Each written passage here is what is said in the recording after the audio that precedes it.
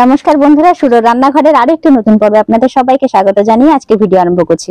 বন্ধুরা, আমি এখানে বেশ কচি কচি লাউয়ের ডগা কেটে নিয়েছি, আরো কিছু কাটবো আমি। তো আজকে থাকবে এই লাউ ডগার রেসিপি, আর তার সাথে থাকবে আরো একটি রেসিপি। তো আজকে পুরো ভিডিওটা দেখতে থাকুন, আশা করছি আপনাদের ভালো লাগবে।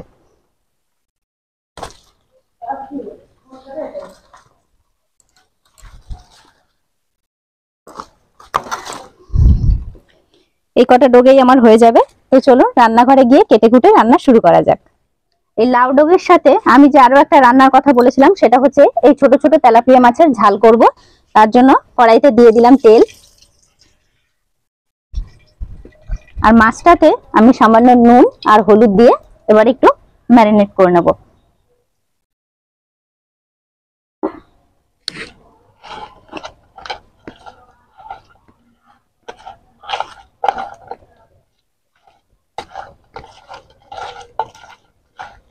হয়ে গেছে, তেলটা প্রচুর গরম হয়ে গেছে।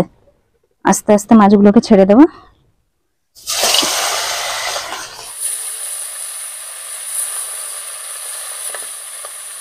মাছগুলো যতক্ষণে ভাজা হচ্ছে ততক্ষণে আমি এবারে এইদিকে লাউয়ের ডগাগুলোকে কেটে নেব।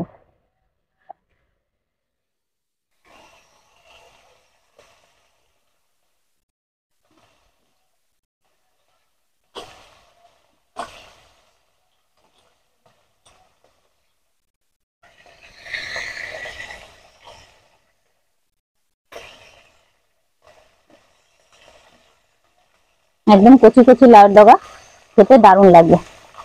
আর এটাকে করবো আমি চিংড়ি মাছ দিয়ে, বেশ বড় সাইজের চিংড়ি মাছ আছে, সেইটা দিয়েই করব। বন্ধুরা, মাছগুলো ভাজা হয়ে গেছে, এবারে তুলে নেব। এরপরে আমি এই বাদবাকি মাছগুলোকেও দিয়ে দেব।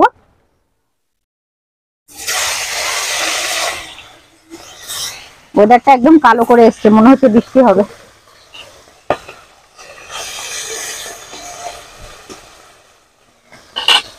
এখানে লাউ শাকগুলোকে আমি কেটে নিয়েছি। এবারে আমি শিলের মধ্যে এই মাছের ঝালের জন্য সর্ষে আর রসুন গুলোকে ভালো করে বেটে নেব, আর তার সাথেই দিয়ে দেবো আমি কিছু কাঁচা এবং পাকা লঙ্কা।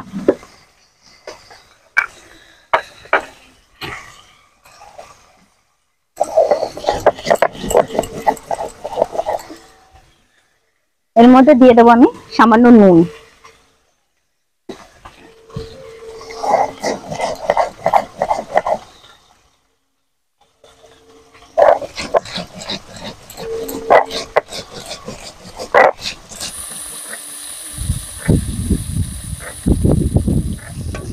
বন্ধুরা, সর্ষে বেটে আমি এখানে বেশি করে জলে নুন দিয়ে ভিজিয়ে রেখেছি।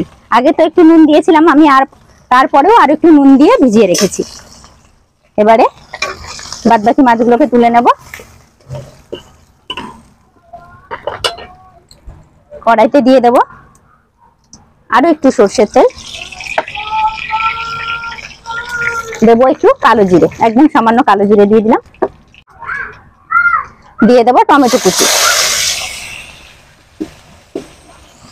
টমেটোটা যাতে নরম হয়ে যায় তার জন্য একদম সামান্য নুন।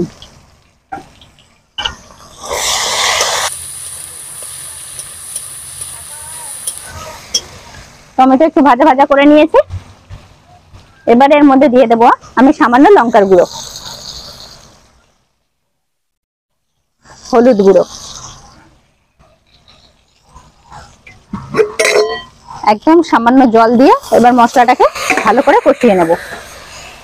আচ্ছা, এর মধ্যেই আরো সামান্য জিরের গুঁড়ো আমি দিয়ে দেবো।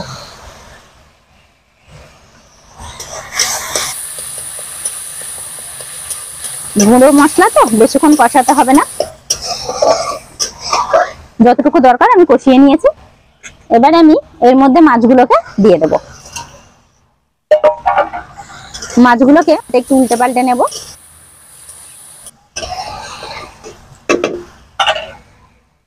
এবারে আগে থেকে যে সর্ষেটা আমি বেটে রেখেছি সেইটার জল এবারে ছেঁকে দিয়ে দেব। সর্ষেটা ছেঁকে দিলে গ্যাস অম্বলের ভয়টা আর থাকে না। অনেকে দেখবেন সর্ষে খেলে কেমন গ্যাস অম্বল হয়ে যায়,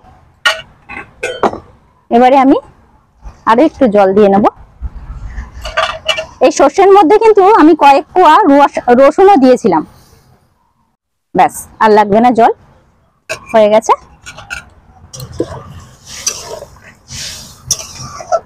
এবার সুন্দর করে এটাকে 5 মিনিটের মতো ফুটিয়ে নেব। মাছের ঝাল কিন্তু একদম রেডি। এবারে আমি নামানোর আগে এর মধ্যে একটু কাঁচা পাকা লঙ্কা দিয়ে দেব, দিয়ে দেব সর্ষের তেল। এবারে মাছের ঝোলটাকে আমি নামিয়ে নেব।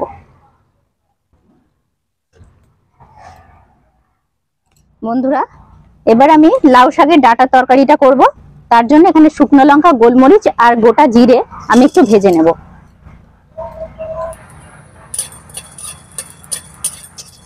গোটা মশলা আমার ভালো করে ভাজা হয়ে গেছে, এবারে আমি তুলে নেব।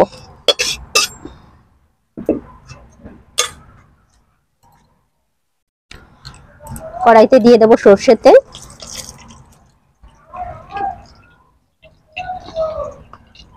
আচ্ছা, তরকারিতে দেব বলে আমি এখানে চিংড়ি মাছগুলোকে কেটে ধুয়ে পরিষ্কার করে নিয়েছি। আর এর মধ্যে দিয়ে দেব আমি আলু। তার জন্য আমি একটা গোটা আলু কেটে নিয়েছি। সব আমার ধুয়ে রেডি করা হয়ে গেছে। এবারে আমি দিয়ে দেব 5 ফোড়ন, তেজপাতা। ফোড়ন লাল হয়ে গেছে, দিয়ে দেব পেঁয়াজ কুচি।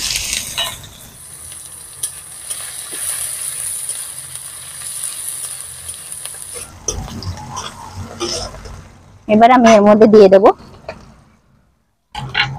এই কেটে রাখা চিংড়িগুলোকে। চিংড়িগুলোকে আমি পেঁয়াজের সাথেই একটু কষিয়ে নেব।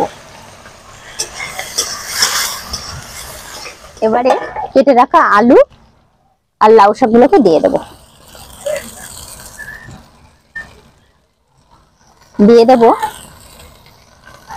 স্বাদ অনুযায়ী নুন, হলুদ গুঁড়ো।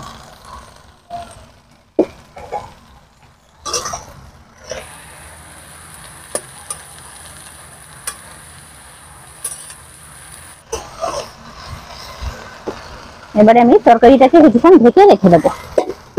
বন্ধুরা, লাউ শাক থেকে জল বেরিয়ে এসেছে। এবারে এর মধ্যে দিয়ে দেবো আমি আদা বাটা, দিয়ে দেব সামান্য ধনে গুঁড়ো।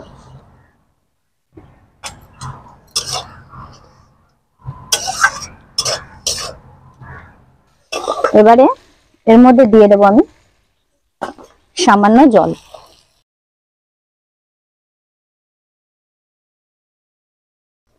5 থেকে 10 মিনিটের মতো এটাকে ভালো করে ফুটিয়ে নেব।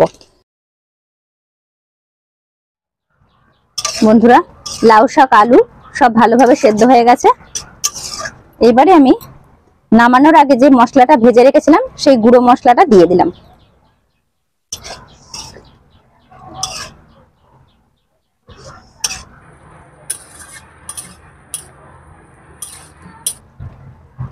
সাদা মাঠা লাউয়ের তরকারি হয়ে গেছে, একদম রেডি। এবারে নামিয়ে নেব।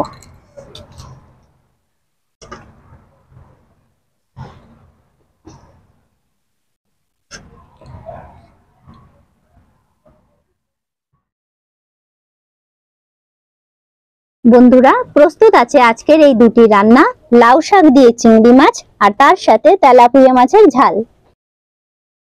তো আজকের এই দুটি রান্না আপনাদের কেমন লাগলো কমেন্ট করে জানাবেন। ভিডিওটা যদি ভালো লেগে থাকে ভিডিওটিকে লাইক এবং শেয়ার করতে ভুলবেন না।